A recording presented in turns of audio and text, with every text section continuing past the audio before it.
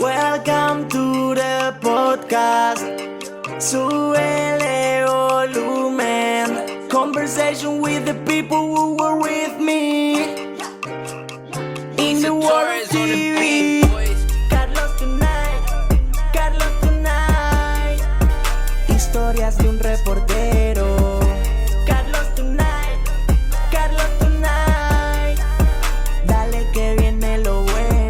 Hey everybody, welcome to Carlos Tonight. Thanks for being here. I'm excited to introduce you to my guest this week. I met him about 5 years ago when I was in California on assignment for CBS. He's the CEO of the Barber Club, and he's been changing lives one haircut at a time. So thank you so much, Valentin Horta. Welcome to Carlos Tonight. How are you? I'm doing good, man. Thank you for having me. So how we met is basically I was on a different assignment, and I was at a business where they had me waiting in the waiting room, and there was a magazine there, and I was looking through it, and I saw you and other barbers, and they were promoting your business, the Barber Club, and called you up. Well, first I pitched it to my producers, and they're like, yeah, let's do it. So I called you up, and then you said, come on down. And so I guess the rest is pretty much history. First, tell us how you got interested in being a barber in the first place. I think it was more of I stumbled upon it because I've always been an artist. I've been into drawing. I've been into just creating. And I just stumbled on it, man. And somebody asked me for a hair art on their head. And I decided, well, what's the tool? And they gave me the tool. I did it and I liked it. And it just became natural to me. So I decided to make it into a career and try to, create something out of that, That's awesome, and you do great work. Tell us what a day in the life of a barber looks like. Day in the life of a barber. Well, barbering is a lifestyle, man. You can't really take it as a business unless you start opening up businesses. Then it's different. But most barbers, they live a specific lifestyle, and it's a lifestyle of time. So you don't become a millionaire cutting hair because you can only work so much throughout. There's only 24 hours and you only have two hands, right? So there's only so much you can do. So what you get is a lot of time, but you have to trade that off. Most barbers will, they wake up 8 to 9 a.m., start work around 9 to 10 a.m. All right, that's most barbers. You come in, you really just enjoy the day with your clients. You almost build a relationship with your clients, so you feel like you're just hanging out all day long. Like I said, it's pretty fun. It's just you get a trade-off. A haircut can only be worth so much unless you become unless you're a celebrity or something like that. But you're getting paid for your time, and you're also you're enriching your life by having hopefully growth-oriented conversation with people. That way you get paid to be enriched in a sense. You know what I mean? That's kind of what most barbers go through. So my first experience with a barber was about 10 years ago when I moved to California, and it was a woman named Tiffany in Bakersfield. She was my first barber, and then when I lived in San Diego, I didn't have a barber. Then I moved to Stockton, and I had a guy named David, and then I did a story with you guys, and then I met Miggs, and then he became my barber, who introduced me to David, who's my current barber that I've had for 3 years. So talk about the people that you meet in that chair, in the barber chair. Oh, man. They come from all walks of life, It's right? a full spectrum. Like, I actually had this conversation 2 days ago about how many people I actually meet and how different everybody is. Yeah.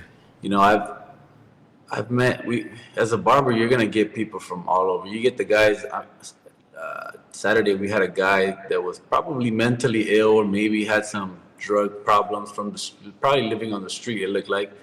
And he came in here and he interacted with us. It wasn't, nothing negative, but he just wanted a haircut. Like, okay, so we got people from that side of the spectrum all the way to people that, own casinos. You know what I'm saying? Like their time is just so much more valuable. They'd rather pay, $200, $300, $500 for a service so they can go in ASAP, so they can go back to what they were doing, right?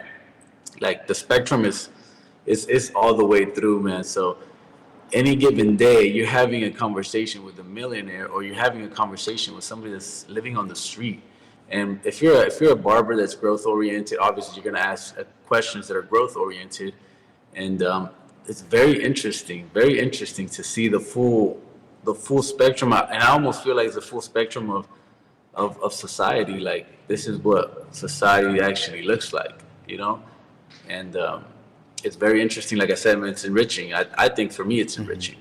And I know we all have to start somewhere. Have you ever messed up a haircut? Yeah. There's actually a couple people that I have messed up. One in particular, which it's probably my worst one, which is my wife's grandpa. Rest in peace. He passed away. But he never expressed that he was upset to me, but he was really nice about it, man. But I just knew that I messed him up because the clip actually fell off the clipper, and I went, oh no. And I gave him bald all the way up here, and he ended up with like a mohawk. And he was not happy, but he was never rude about it, and he never came back, you know. And it was years. He never let me cut his hair ever again. So that was probably my worst one because, you know, he passed away. So I kind of like, I can't even apologize or bring it up, you know. Do people, if that ever happens, do people ask for their money back, or? It depends. Yeah. If the barber's rude, it's kind of aggressive with them, the client will usually match that energy. But if you make a mistake and you communicate about it, usually you'll want to give them their money back regardless if it's your mistake. But I've never experienced really clients that kind of went crazy on me. I've seen it on other people, but I've never actually experienced it. But some people get really upset. Some just like, you know what, it's fine. Yeah, I can imagine. You know, it's like I said, it varies. Wow. And so you've been doing, you're a barber for a long time. How do you focus on cutting hair? Like, do you listen to music? Do you watch TV? What? I mean, I'm gonna be honest, bro. I'm kind of like. I kind of stand out on the industry because I'm not like the norm of people in barbering industry. So I do different things, you know, like I'm a spiritual person, or, you know, whatever spirituality actually means. But my thing is basically quietness, you know. So sometimes listening to music will actually give me anxiety compared to me actually just being quiet and sitting there calmly and just almost like resting. So I'm almost like, what do you call, like, people call me like hippie. They'll call me like a guru-ish style, because that's really what I do. Like, I take care of my I don't add things. I almost try to take things out. If you know what I mean. You know, like, that's kind of how I try to do. I focus for everything, even barbering. So for me as a client, going to the barber was like the best thing, you know, that I could experience, like either once a week or twice a week or whenever it is. For you, what do you think is the best part about being a barber? The best part about being a barber is that I get to live. I get a lot of time. Well, it's self-employment also comes in with that, but I get to choose when I go to work, and I get to choose when I hang out with my family, and then I get to choose when I hang out with myself.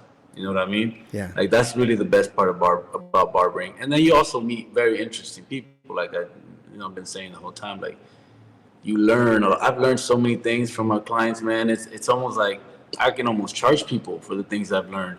You know, from, like I said, from the bums or the homeless or the drug addicts all the way down to all the way up to the millionaires. You know. Wow. Okay. It's just very.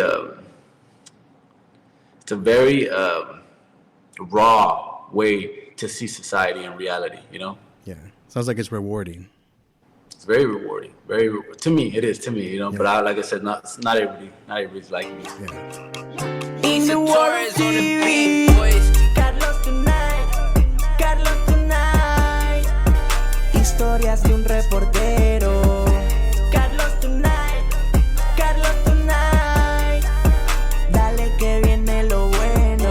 I'm talking with Valentin Horta, CEO of the Barber Club, on Carlos Tonight. Tell us a little bit about the club. What's it all about?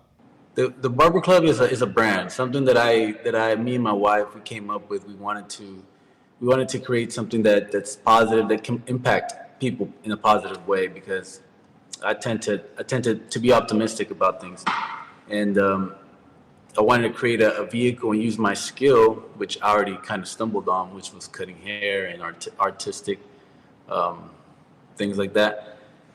And we wanted to create that for others. We want to create a positive impact. So we created this brand, and we're just really just researching and developing it as we go. You know, like our main thing is just best interest and best intent that you can have for others. Like that's our main thing. From then we know we stumble onto things, we make mistakes here and there, but we're trying to help people get to a place where they want to be. Like that's what we're trying to do. We want to get to a place, we have a goal, and I want to get people to be on the same page and be like, I have a goal too. Well, what is it? Can I help you? Yes, you can. Okay, come on. Let's go. Let's achieve it together, you know? Kind of like that. It's like a teamwork thing because I've learned from my background that you know, I'm Mexican, Latino, I come from a different culture. Then it's almost like a taboo culture in the Mexico, you know, in the Mexican scene. And it doesn't work when you're doing things alone. Like, I mean, you can achieve certain things, but you can only go so far. So we decided to kind of switch that up, try to help each other out, try to create something that's sustainable, something, you know, for others to enjoy also and benefit from. That way, maybe we could all kind of get to the same spot. Hopefully, that's the goal, man. But that's the goal, and I think we've been doing a pretty good job. I have some people that are happy with it, so you know, it keeps me motivated, man. Will you describe it as like a school almost, or?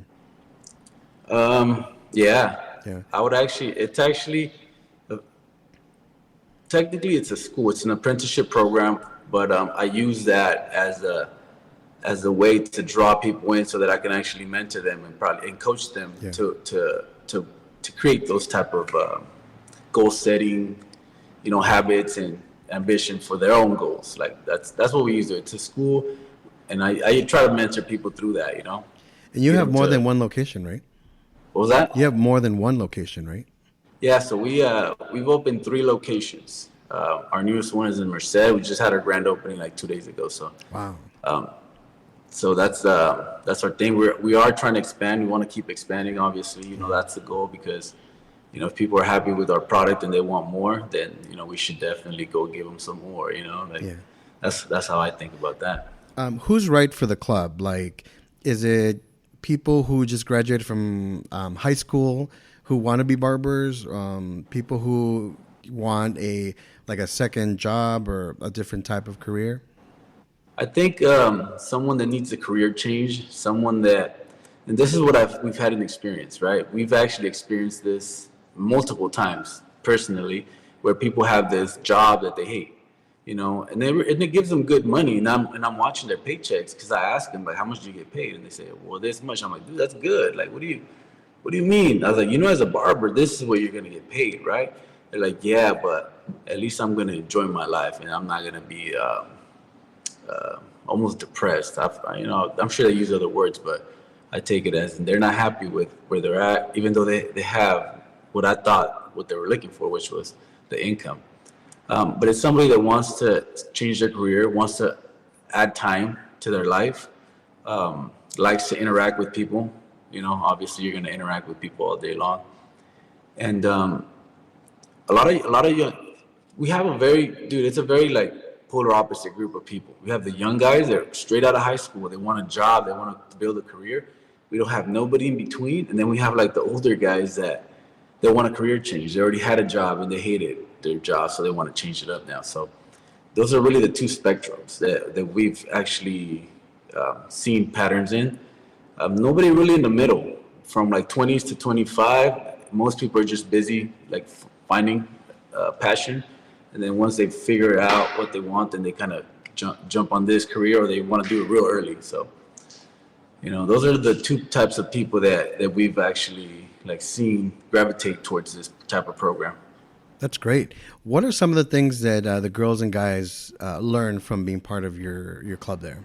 Yeah, we do a lot of that. We do a lot of people join the young guys join it for the money, right? They're looking for money, quick income, fast money, and the older guys they join for time. So a lot of the young guys, we teach them is values. Like, you know, what are your values? Like, yeah, money is important, but we also have to value, you know, loyalty, trust, integrity, things like that, things that aren't being really spoken about, not just in my industry, but a lot of places. And I think that's something that I really, really focus on, because I think that's longevity. That's going to give them the longest and the best return for their time and money, man. It's usually the inner values, the customer service, the being on time, the communication skills. Cutting hair, it's anybody can learn it, like humans have taught monkeys to do a lot of crazy stuff, right? By repetition. But the other things that are hard to do is the customer service, is the communication, is the time management, is the money management. All that is actually the core of this. Mm-hmm. And that's what we do. We try to teach that more than anything. Conversation with the people who were with me in the world TV. Carlos tonight. Historias de un reportero. Carlos tonight. Dale que viene lo bueno. So I'm talking to Valentin Horta, the CEO of Barber Club. So as a barber, do you know how much of an impact you have on the lives of your customers? Do I know? Mm-hmm. I don't know as much. I can assume, because they don't, a lot of people don't tell you like if you impact them or not. So that's really like something that I won't know. But I do notice when because I watch the way I eat, the way I sleep, I watch things like that, and I speak to that to my clients and my coworkers and students. And sometimes I see results in them, like they'll be losing weight, or they won't have bags under their eyes, or their hair will get fuller, and I'll be like, what are you doing? Like, are you doing something good? And a lot of times they're like, yeah, man, I tried this out. And I'm like, oh, great, good thing that I shared that, because I shared on my Instagram too. You follow me, so you might see this.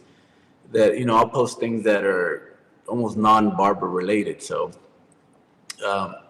and that's kind of the gas that I try to use, to create impact, is basically what is working for me. If it's working for me, and I can give you the actual the recipe, then it might work for you. And if it does, great. If it doesn't, I mean, we can still figure it out somehow, because that's what like I said, I have conversations, and I love that talk, that enrichment, For a while, I always thought that for me, it was kind of like a therapy session where you go and you kind of talk about your problems, and then the barber kind of gives you the feedback, and like you said, advice on like working out maybe, or like trying different products out for your hair and stuff like that. So I always appreciated that. So hopefully your customers, share that with you too. Yeah, man. Thank you. It is like a therapy session. Yeah. So when I first saw you in that magazine, you had dreadlocks. What happened to those? They're tough to manage, man. Yeah. Especially when you're running a business. Like, I make a joke with my friends. They're like, everybody asks me that, what happened to the dreads? I'm like, hey, whenever you see these dreads back, it's probably because I have a lot of money, because it takes a lot of time to have those dreads. And I'm running a business, I'm running the mentorship, and 2-3 hours out of my day going into my hair, it didn't sound very efficient. So we just let them go.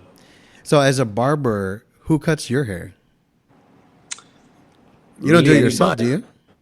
Anybody. I've been doing this for 15 years, right? So I already understand the psychology and the identity issue with hair, right? So it's not as important to me anymore, especially because I do it all day, every day. So really, anybody that I really come around and I need a haircut, hey, can you cut me? Some are good, some are better than others. That's just how it is with life in general. But to be honest, as a barber, I like to cut my own hair. But it takes a long time. But like I said, if I can't do it, I'm sitting in anyone's chair. It doesn't really matter to me. Yeah. Awesome. If someone's interested in joining the club or being a barber, what do they need to do? What's your advice? Well, I think they should contact me so that I can give them, because every person has a different situation, and the program is really a work program more than it is a barber academy. So it's really catered towards towards jobs and development, you know, more than it is barbering. But I think everybody has a different like goal on what, or different vision of what they think this barbering thing is. So I think the first thing they can do is contact me. You know, I can put a link or something on there. Second thing they could do is research how much income barbers make, you know, and try to get a feel for the income, because that's going to be very, very important, because some people are income oriented and other people are time oriented. Some people are, you know, socializing, you know, orientation, like they like to talk to people and they don't really care about money or time. I think doing that, figuring out what you think barbering is, doing some research, and then contacting somebody that knows what, you know, knows about the industry, so they can tell you like, hey, this is what it's actually going to happen, and I think this is what you need. You know, I don't think this would help you, and that would be someone like me that I usually do that. I have people call me all the time. Oh, that's good. So you're centered south of Stockton and north of Fresno, right in the middle. Do you have any plans on expanding maybe to other like big cities, maybe another state, or no? Yeah, that's the plan, man. So we're right now, we've been doing 8 years of this, and it's basically been research and development, and we're developing a system that we can take really anywhere. Like I'm talking about, we can take it to New York, we can take it to Mexico, we can take it to Canada, we can take it to London, but it has to work. So I think good things take time.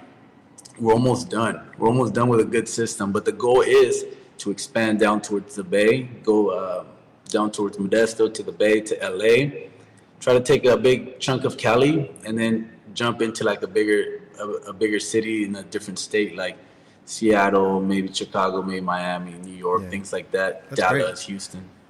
Awesome. You know, Can't wait for that. Keep trying. You know, keep trying. That's really the goal. Just keep trying. Awesome.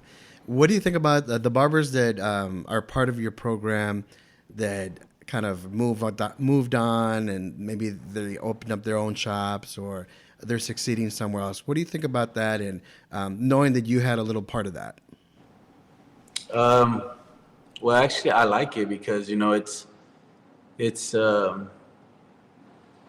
when you're in mentorship and teaching, like people that you help succeed,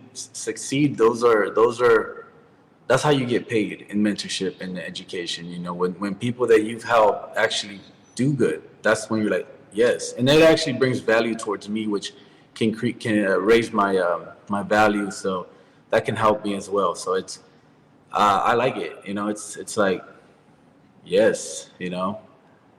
Now, if people know I had a part in it, that's different. But when I know that I had a part of it, I'm getting paid internally. You know, I'm getting paid internally, and the people that know, they also know. So, you know, regardless, I get my reward all the time, and I think that's the way it should be for everything, not just barbering. Absolutely. And do you want to share your website or social media pages that we can follow you and ask you questions? Yeah. I'll put my website, officialbarberclub.com. You'll have it on there. There's, scroll all the way down. You can send me a message and ask anything you want right there. Awesome. Check it all out. Great. And I'll put those in the show notes afterwards. So Valentin Horta, thank you so much from the Barber Club for joining me. I appreciate your time. God bless you. Thank you, Carlos. God bless. Súbele volumen. Conversation with the people who were with me in the World TV. And that's a wrap. Thanks so much for checking out the podcast. This episode was written and produced by yours truly, Carlos Correa. My theme is by Sken, Galis. Visit carlostonight.com for the very latest on the podcast. Check out past episodes, see who's coming on next, and sign up for my newsletter. That's carlostonight.com. Dale que viene lo